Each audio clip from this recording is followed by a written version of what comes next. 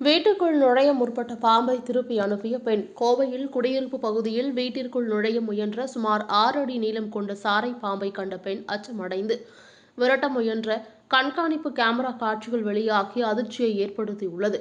கோவை தடாகம் சாலையில் சக்தி முருகன் நகரில் உள்ள குடியிருப்பு பகுதியின் அருகே இன்று காலை 10 மணி அளவில் அங்கிருந்த புதருக்குள்ளிருந்து வீடுகள் இருக்கும் குடியிருப்பு பகுதிக்குள் சாலையில் ஊர்ந்து வந்த பாம்பு சிறிது தூரத்தில் அருகே இருந்த வீட்டிற்குள் செல்ல முயன்று கேட்டின் அருகே சென்றது.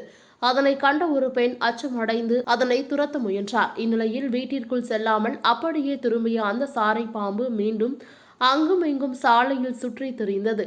அதனை அங்கிருந்த நபர் கல்லை எடுத்து அடிப்பதற்காக செல்கின்ற காட்சிகள் அருகே உள்ள வீட்டில் பொருத்தப்பட்டிருந்த கண்காணிப்பு கேமராவில் பதிவாகியுள்ளது.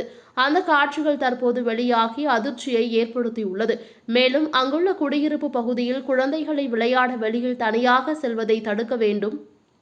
மேலும் இரவில் அப்பகுதியில் செல்லும் நபர்கள் கவனமுடன் செல்ல வேண்டுமென அப்பகுதி பொதுமக்கள் வேண்டுகோள் விடுத்துள்ளது குறிப்பிடத்தக்கது.